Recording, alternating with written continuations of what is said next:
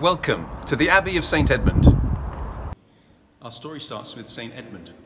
He was king of East Anglia in the 9th century and was killed by the Danes in 869.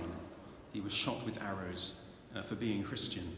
He was so revered amongst his people that he became one of the most important saints in English history. He was indeed the patron saint of England. His body was brought to what's now Bury St. Edmunds.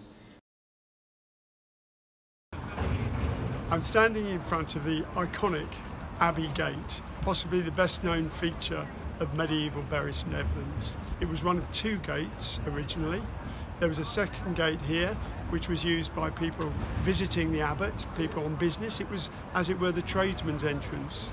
The original tower was destroyed by townsfolk rioting in 1327, and this was a rebuild. It was rebuilt, repositioned slightly along from Abbey Gate Street, but still today it symbolises the glory of the Benedictine Abbey that grew up here around the shrine of St. Edmund.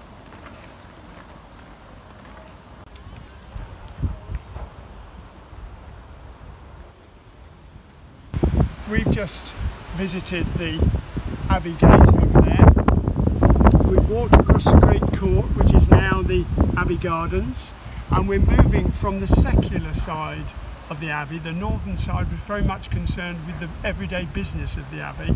We're moving across to the southern side, which was the, if you like, the spiritual side of the Abbey.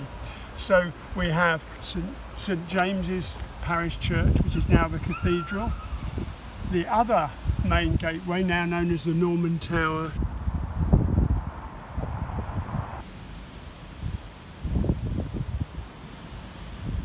We have St. Mary's medieval church in the southwest corner of the precinct.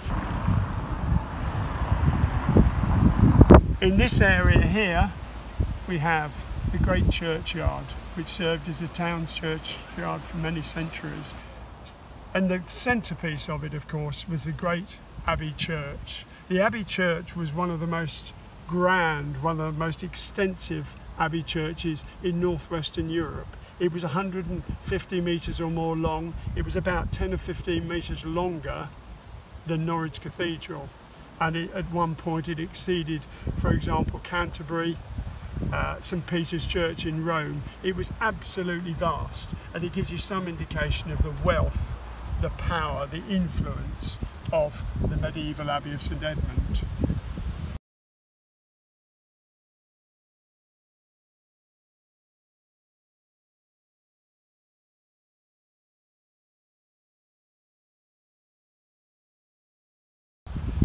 The Abbey was dissolved by Henry VIII in 1539, and in November his commissioners came and started to dismantle the church. What had once been one of the largest Romanesque churches in Christendom was systematically dismantled, reduced to rubble, to leave the ruins that we see today.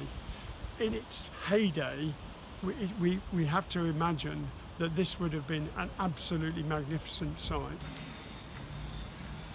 But if you were a pilgrim, you wouldn't be allowed in this space. You would be led down one of the aisles, one of the side aisles, down the north aisle, and you would go to visit the shrine, and behind the high altar would have been the magnificent shrine of Edmund.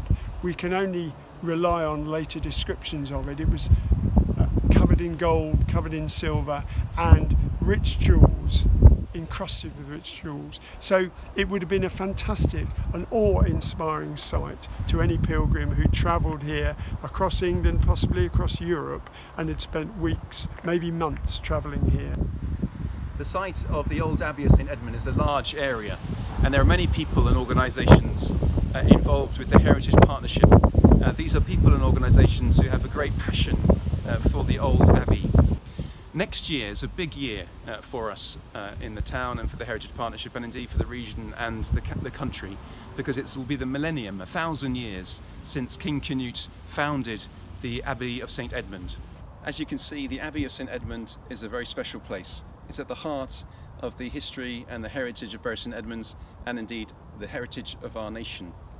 Come yourself and join the million people who enter the Abbey Gardens each year to enjoy this special place.